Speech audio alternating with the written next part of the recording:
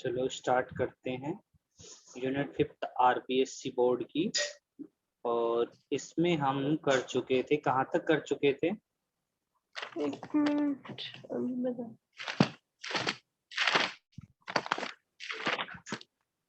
अन्योन्य प्रेरण हो गया था हमारा। हाँ हो गया था।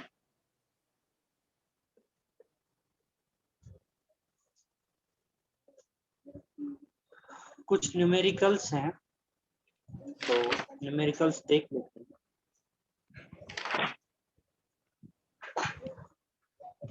ये है 33 का क्वेश्चन, 32 वाला हो गया था। ठीक है।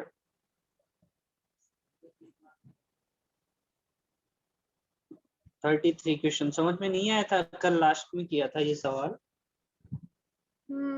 चलो इसको दोबारा से देख लो। एक कुंडली का तल चुंबकीय क्षेत्र की दिशा के लंबवत है। यदि कुंडली से संबद्ध फ्लक्स का मान हमें दिया हुआ है 5b = 2t² - 60 + 9 मिली वेबर हो, तो t = 5 सेकेंड पर कुंडली में प्रेरित विद्युत वाहक बल ज्ञात कीजिए। तो आपको क्या फाइंड आउट करना है? ईएमएफ ज्ञात करना है। ठीक है, तो ईएमएफ का फॉर्मूला आप देख चुके हो, -d∅b/dt, यही होता है। अब देखो यहाँ पे हमें 5b की वैल्यू गिवन है, तो लिखेंगे दिया है। क्या क्या दिया हुआ है हमें? 5b = 2t² - 60 + 9 मिली वेबर में है। ठीक है, और टाइम पीरियड दे रखा है t = 5 सेकेंड्स। ठीक है, तो यहाँ पे आपको क्या कैलकुलेट करना है? ईएमएफ। ई कैलकुलेट करना है, E at t = 5 पे। ठीक है, तो E कैलकुलेट करेंगे -d∅/dt से। तो फाई का जब डेरिवेट करेंगे तो हमारे पास यहाँ पे 3 एलिमेंट्स हैं, आपको दिख रहे होंगे, नंबर 1, 2 एंड 3। इन तीनों का अलग अलग से डेरिवेट होगा, मतलब अवकलन होगा टाइम के सापेक्ष, समय के सापेक्ष। तो समय के सापेक्ष समाकलन करने पर हम जानते हैं समाकलन के कुछ नियम होते हैं। वो नियम क्या होता है? x⁴n, x की घात n का हम समाकलन अगर निकालते हैं तो वो आता है nx⁴n - 1। तो यहाँ पे पहला पद है हमारे पास, यहाँ पे 2t² है, तो यहाँ पे 2 जो है वो नियत राशि है, तो ये बाहर आ जाएगी, और t² का समाकलन आपका हो जाएगा 2t। कैसे हुआ?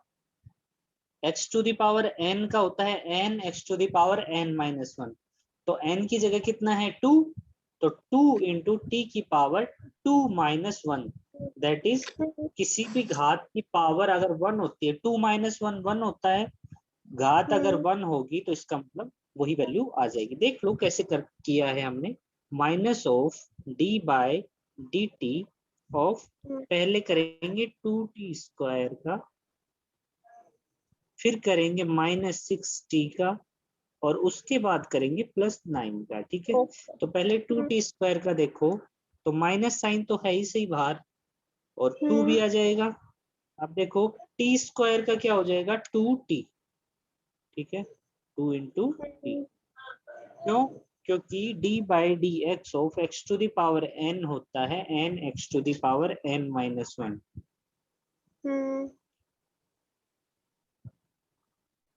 होता है कि नहीं होता? यस। देखो d/dx ऑफ x⁴n आपका होता है nx⁴n - 1।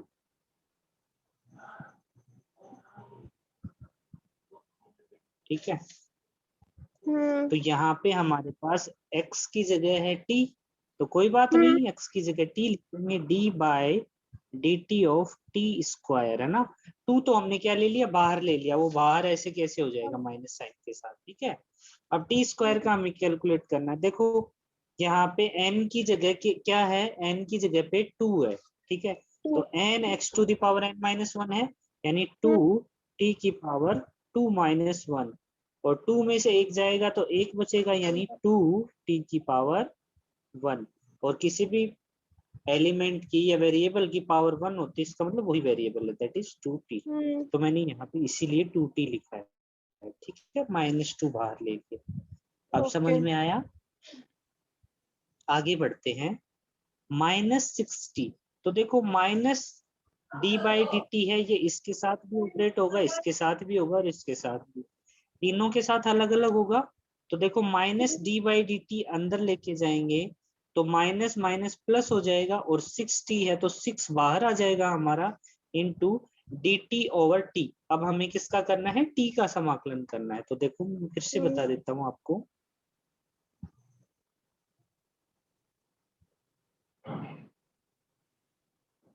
समाकलन नहीं करना है, सॉरी, अवकलन करना है, ठीक है। क्या करना है? अवकलन। d/dt/t। अब t की पावर कितनी है? 1 है। अगर किसी पे पावर नहीं होती है तो उसकी पावर क्या मानते हैं? 1 मानते हैं, ठीक है। 1 t की पावर 1 माइनस 1, ठीक है। 1 माइनस 1 0, यानी 1 गुणा t की पावर 0। और किसी भी वेरिएबल की पावर अगर 0 है, इसका मतलब 1 होता है, ठीक है। तो 1 इंटू 1 दैट इज 1। और वैसे भी नॉर्मली अगर आप इतना मतलब करके नहीं देखना चाहते तो डायरेक्टली भी बोल देते हैं dt/dt हमेशा 1 होता है, इससे कैंसिल हो जाता है। एक तरीके से ऐसे कैंसिल नहीं मानते हैं, लेकिन नॉर्मली आप मैथमेटिकल जब कैलकुलेशन करते हो तो मान सकते हो कि ये dt और dt 1 होता है, ठीक है। तो यहाँ पे लिखेंगे 1, ओके। और आगे है आपका +9, तो 9 का जब डेरिवेट करेंगे तो -d/dt है, तो यहाँ आ जाएगा -d/dt ऑफ d/dt ऑफ 9। और 9 क्या है? Constant value. तो कांस्टेंट का अवकलन हमेशा कितना होता है? 0 होता है। कांस्टेंट का अवकलन कितना होता है? 0। ये तो पूरा एलिमेंट गया। अब हमारे पास जो फाइनली जो रिजल्ट आ रहा है वो यहाँ पे लिखेंगे। क्या रिजल्ट आ रहा है?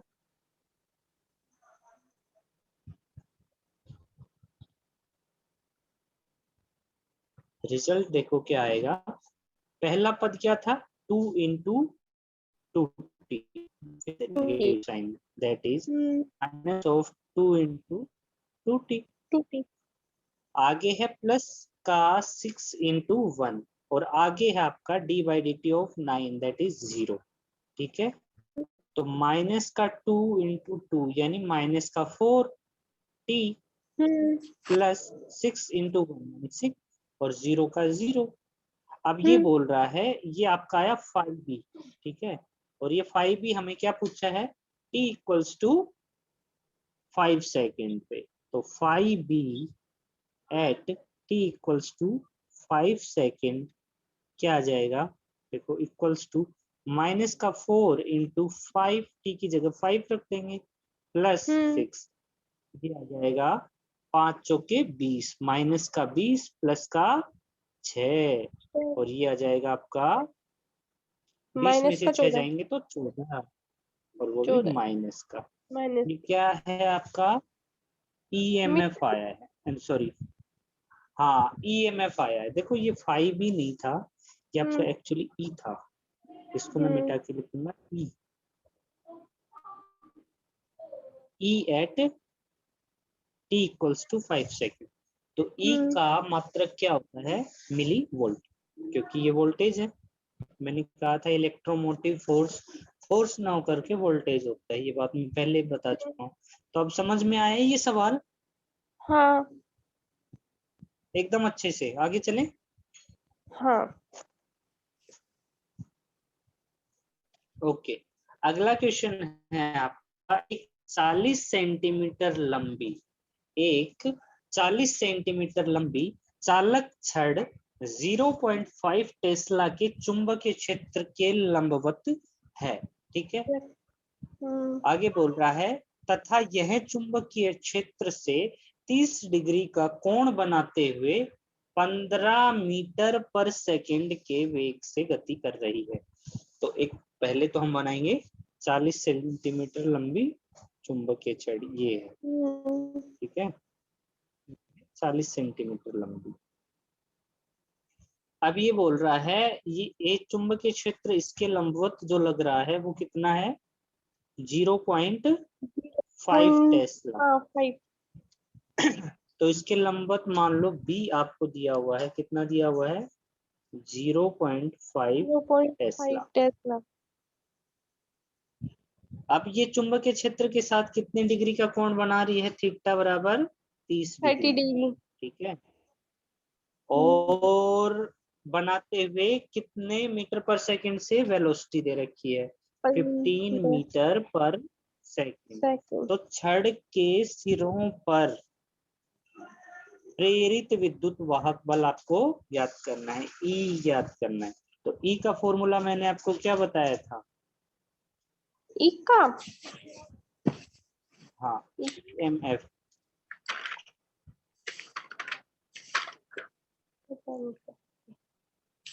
VBL साइन थीटा बताया था ना,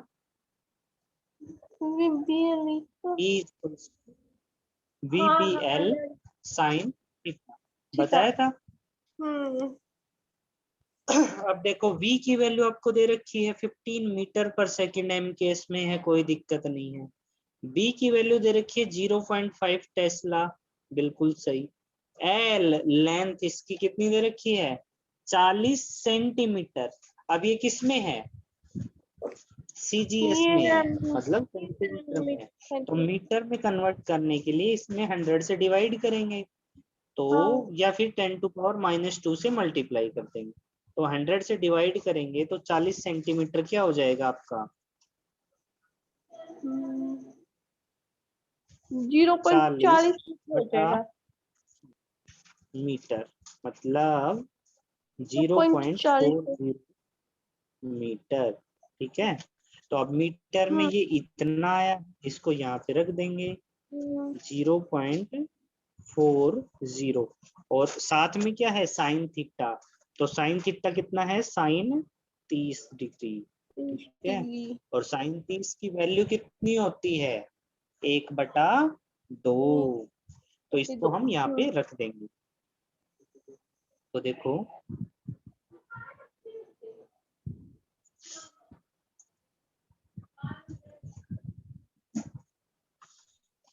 ई आया आपका EMF, E इज इक्वल्स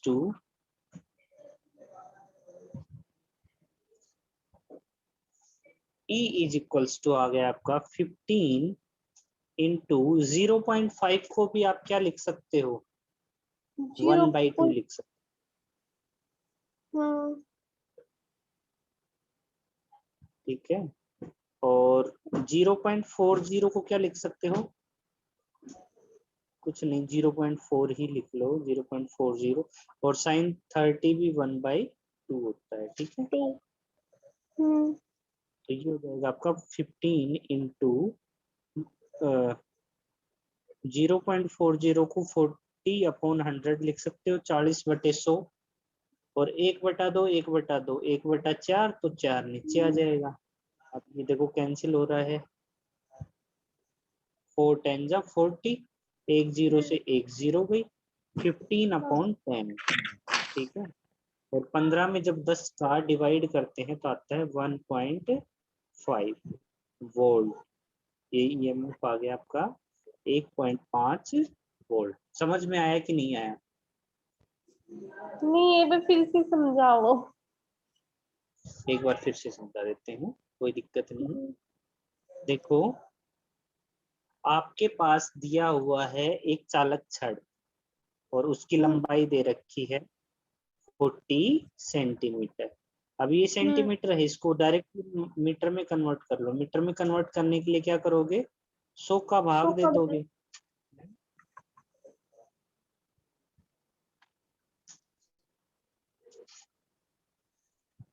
तो ये हो जाएगा आपका 40/100 मीटर, ठीक है। अब इसको ऐसे कैसे रहने दो, ये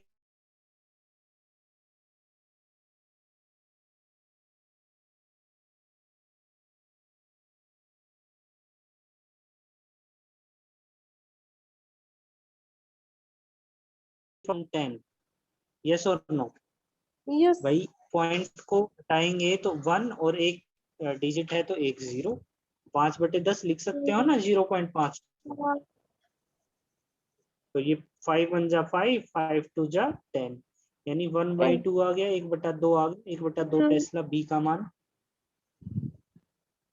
आगे देखो, आगे आपको क्या दे रखा है, यह चुंबकीय क्षेत्र से 30 डिग्री का कोण बनाता है, तो थीटा कितना दे रखा है? Sine 30 degree. 30 डिग्री। और वेलोसिटी कितनी दे रखी है? 15 मीटर पर सेकंड। ठीक है, तो MKS में ही दे रखा है ये, इसको तो चेंज करने की जरूरत नहीं है। अगर ये किलोमीटर पर सेकंड में देता तो उसको फिर मीटर में कन्वर्ट करते हैं ना, लेकिन हमें ऑलरेडी मीटर में दे रखा है तो हमें चेंज करने की जरूरत नहीं है। अब देखो गुरुत्वाकर्षण बल EMF कैसे कैलकुलेट करोगे? E is equals to VBL sine theta. ये होता है कि नहीं होता? हाँ। फॉर्मूला V की वैल्यू 15 की वैल्यू कितनी है? 1/2। अभी 1/2। थोड़ा सिंपलीफाई था ना, 1/2। L की वैल्यू कितनी है? 40/100। L 40/100 meter. ये देखो ये, हाँ हाँ, वो मैंने बोल दिया 0.40 जैसे। हाँ ठीक है। L हो गया। अब साइन थीटा, साइन थीटा कितना है? 30 डिग्री। तो साइन 13 30 डिग्री। का मान कितना होता है? साइन 30 1/2। 1/2। तो ये भी 1/2 रख देंगे, इस तरह से आपका EMF आ जाएगा। ठीक है, अब कैलकुलेशन है, कैलकुलेशन कर लोगे आप या वो भी? चलो देख लो, आपका E आ जाएगा 15 इंटू 1/2 गुणा 40/100 गुणा गुणा 1/2। 1/2। अब देखो, न्यूमिनेटर न्यूमिनेटर से मल्टीप्लाई होगा, यानी ऊपर वाली संख्या है ऊपर वाले से। 15 इंटू 40 और नीचे आपका क्या आ गया? 2 2 जा 4 इंटू 100।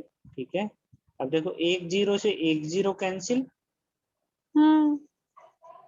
4 से 4 कैंसिल, आपका आ गया 15/10, 15/10। यानी 1.5 वोल्ट। अब समझ में आया? हाँ। ठीक है, आगे बढ़ते हैं, अगला सवाल देखिए। रेल की 2 पटरियां आपस में तथा पृथ्वी से पृथक हैं। 2 पटरियां दे रखी हैं, 1 और 2। ठीक है, 2। अब इनके बीच की दूरी दे रखी होगी। आगे देखो, पृथक है तथा इनको किसी मिली वोल्ट मीटर से जोड़ा गया है, जो करंट को मेजर करेगा किसमें कितनी विद्युत धारा प्रवाहित हो रही है। जब इन पर एक रेलगाड़ी 180 किलोमीटर प्रति घंटा से चले तो मिली वोल्ट मीटर का पाठ्यांक कितना होगा? मतलब सीधा सीधा हमसे क्या पूछा है? विद्युत धारा पूछी है, या प्रेरित विद्युत वाहक बल का मान इसने पूछा है। ठीक है, तो पटरियों के मध्य दूरी 1 मीटर। अब इनके बीच की डिस्टेंस कितनी दे दी? 1 मीटर दे दी है। ठीक है, और पृथ्वी के चुंबकीय क्षेत्र का ऊर्ध्व घटक यानी vertical component of magnetic field is 0.2 into 10⁻⁻⁴। ठीक है, टेस्ट। इनके बीच की लेंथ भी दे दिया आपको, L is equals to 1 meter, BV भी दे दिया। और क्या दिया हुआ है? हाँ, रेलगाड़ी कितनी वेलोसिटी से मूव कर रही है? V is equals to 180 kilometer पर घंटा।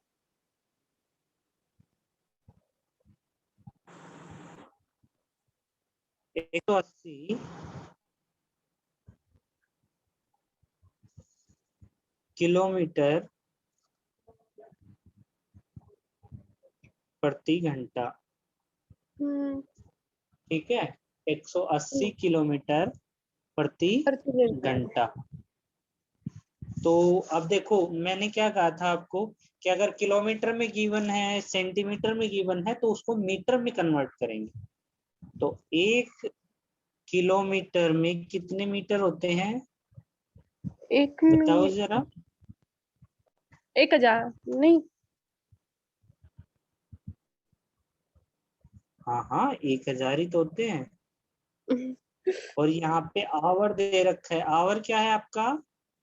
घंटा। और घंटे को आपको किस में कन्वर्ट करना है?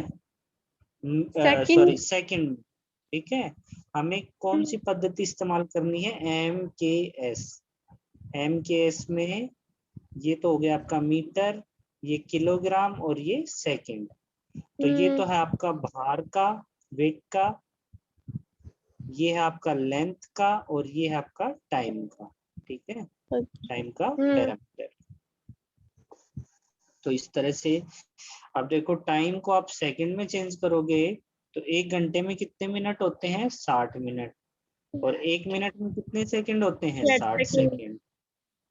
तो 1 किलोमीटर प्रति घंटा 1000/60 × 60 मीटर पर सेकंड हो जाएगा। ठीक है। अब देखो, इसको थोड़ा और सिंप्लीफाई कर लो। 0 से 1 0, 1 0 से 1 0, यानी 10/36। ठीक है। इसको और सिंप्लीफाई कर सकते हो। ये 2 से कट रहा है, 2 5 10, 2 2 1 जा 2 एंड 2 8 जा 16, यानी 5/18 मीटर पर सेकंड। अब मैं आपको ये पूरा सिंप्लीफाई करके बता रहा हूँ। आप एग्जाम में इसको सिंप्लीफाई करने नहीं बैठोगे। आप डायरेक्टली, अगर आपको किलोमीटर प्रति घंटा दे रखा है तो उसको डायरेक्टली किस में चेंज कर दोगे?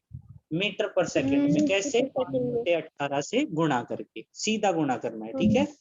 मैंने तो आपको बताया है कि 5/18 एक्चुअली आया कहाँ से।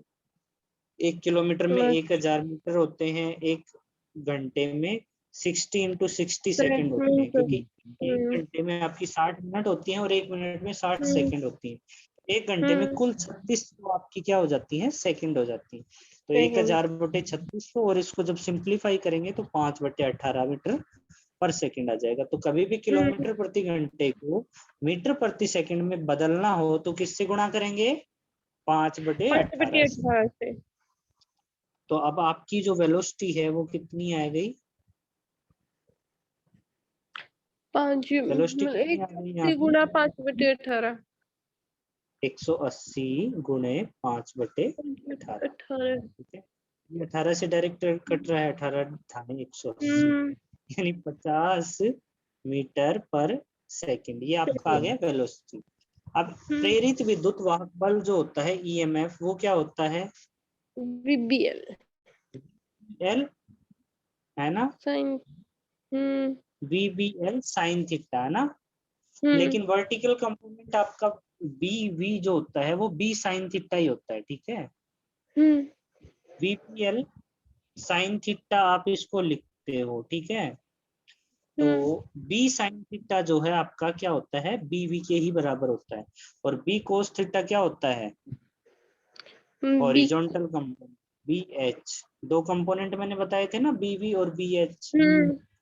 एक होता है B कोस थीटा और एक होता है B साइन थीटा। तो B साइन थीटा हमें पूरा ही गिवन है। इस बार हमें कोण थीटा नहीं गिवन है, बल्कि B साइन थीटा पूरा ही गिवन है। मतलब V आपको गिवन है। ठीक है। तो यहाँ पे साइन थीटा को अलग से कंसिडर नहीं करेंगे। हम E = VBL साइन थीटा पढ़ते हैं। E = क्या पढ़ते हैं? VBL sine theta. या फिर इसको थोड़ा सा VL और B साइन थीटा को अलग कर लेते हैं गुणा में, है ना?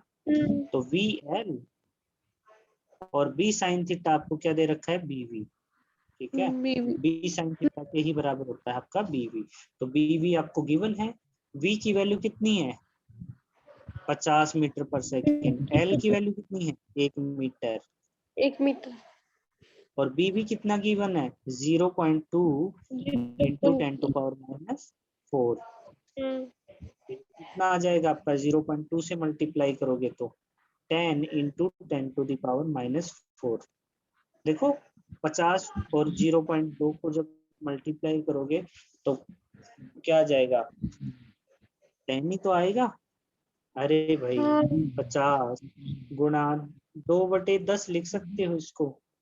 0.2 को 2/10 लिखा जा सकता है। एक जीरो से एक जीरो कैंसिल, 5 2 जा 10, ये 10 ही तो लिखोगे।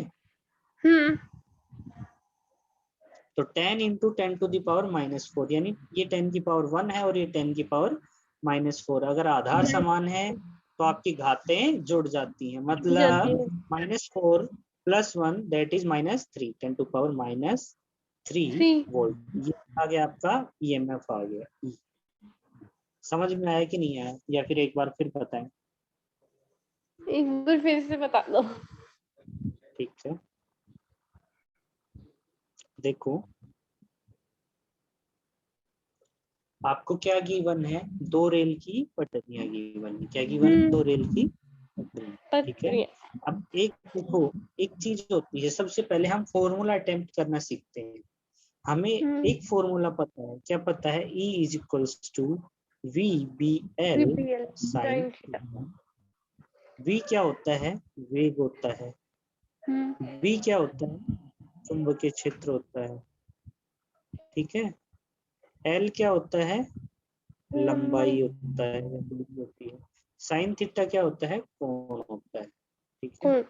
ये सब चीजें कॉपी में लिख लो ताकि याद रहे आपको, है ना। अब मैं एक ड्राइंग और बना रहा हूँ।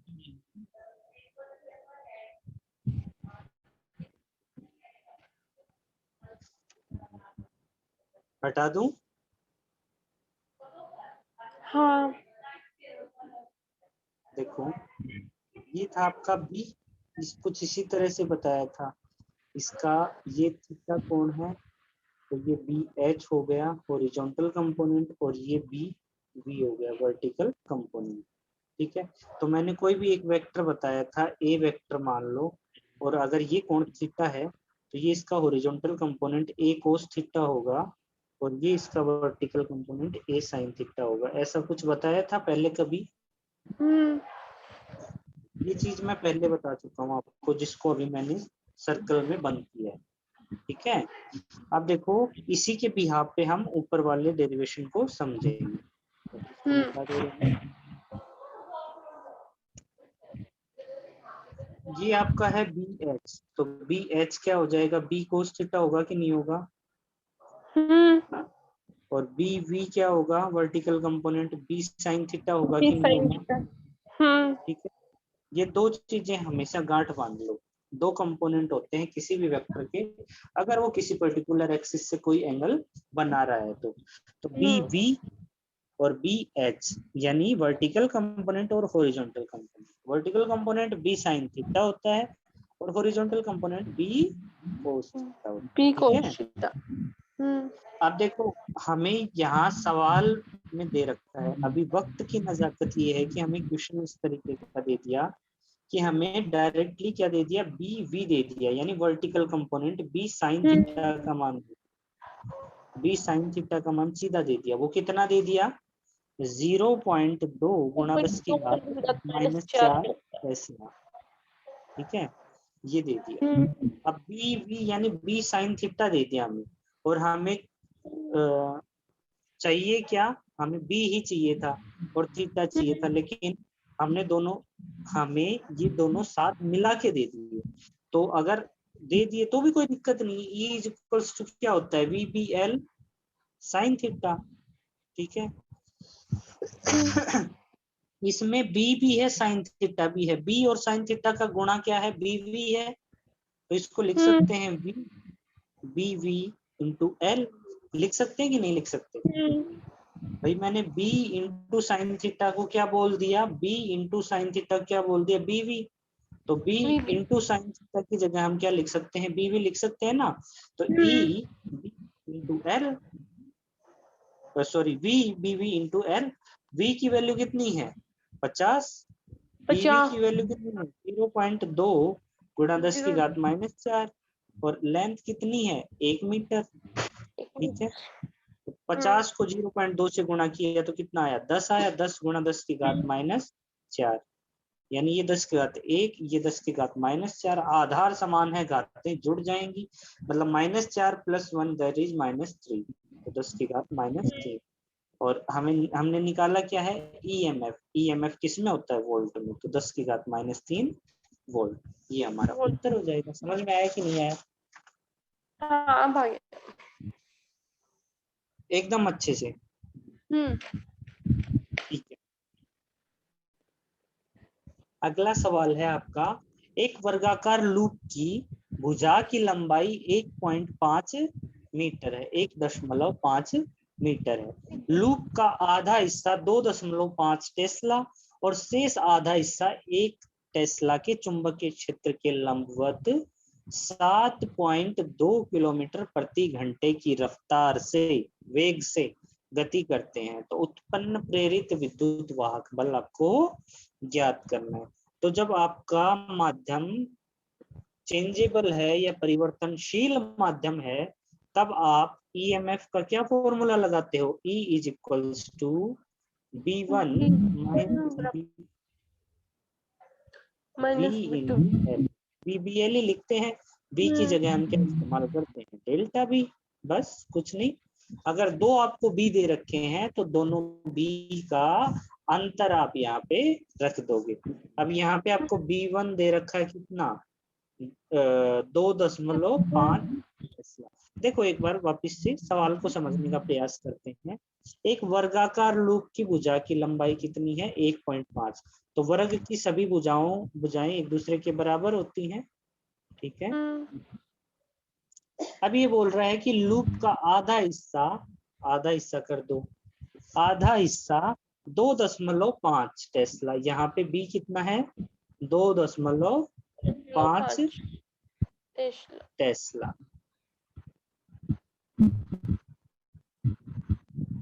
और आधा हिस्सा कितना है, 1 टेस्ला होगा शायद, 1 टेस्ला में। और इसके लंबवत है, ये मान लो ऐसे क्रॉस में है चुंबकीय क्षेत्र, ठीक है, चेंज होने वाला चुंबकीय क्षेत्र है। और इसका वेग कितना है, V आपको दे रखा है इस लूप का 7.5 किलोमीटर प्रति 7.2 किलोमीटर प्रति घंटा। तो किलोमीटर प्रति घंटा को मीटर पर सेकंड में बदलने के लिए क्या करते हैं, 5/18 से गुणा करते हैं। तो 7.2 गुणा 5/18 मीटर प्रति सेकंड, ठीक है। तो अब इसको काट भी सकते हैं हम, ये 7.2 है, इसको पॉइंट को हटा देंगे, अपॉन में 10 कर देंगे, तो 72 हो गया हमारे पास। 9 से कट जाएगा, 9 2 18 और 9 8 72, ये 2 कट जाएगा, 2 का 8, फिर ये 4 भी कट जाएगा, 2 दूनी 4, 2 5 10, यानी ऊपर आ गया आपका 5, ये 5 इस 5 से कट जाएगा, ऊपर आ गया आपका 2 मीटर प्रति सेकंड। ये 2 बच गए ना, क्या आ गया आपका 2 मीटर प्रति, ये वेग आ गया आपका। तो मैं इसको मिटा के वेग की जगह डायरेक्टली 2 लिख दे रहा हूँ, ठीक है। V आपका कितना आ गया, 2 मीटर प्रति सेकंड। अब कुछ नहीं, फॉर्मूले में वैल्यू पुट कर दो, यानी E is equals to B1 minus B2 into V into L, यही है ना। अब लेंथ आपकी कितनी दे रखी है, 1.5 मीटर, ठीक है। तो B1 और B2, B1 आपका ये रहा, B2 आपका ये रहा, 2.5 माइनस 1। वेग कितना है, वेग बताओ कितना है, 2 मीटर प्रति सेकंड, अभी तो निकाला है, ये निकाला।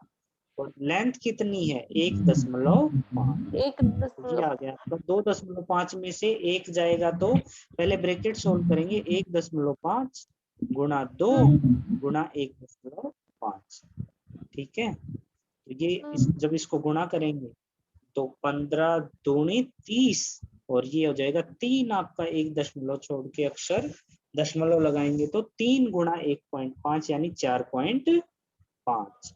तो ई का मान आपका जाएगा 4.5 वोल्ट, ठीक है। समझ में आया ये सवाल, क्वेश्चन नंबर 36 आपके नोट्स असाइनमेंट में। I think less than 1 minute remains, आखिरी का 1 मिनट बचा हुआ है, तो अब आगे का सवाल तो हो नहीं पाएगा, बाकी की चीजें हम नेक्स्ट क्लास में ही क्लियर करेंगे, ठीक है। आई होप आपको आज का क्लास अच्छे से समझ में आया होगा। तो इसी तरह से हम न्यूमेरिकल्स पार्ट करेंगे और बात करते हैं फिर नेक्स्ट क्लास में। Okay okay.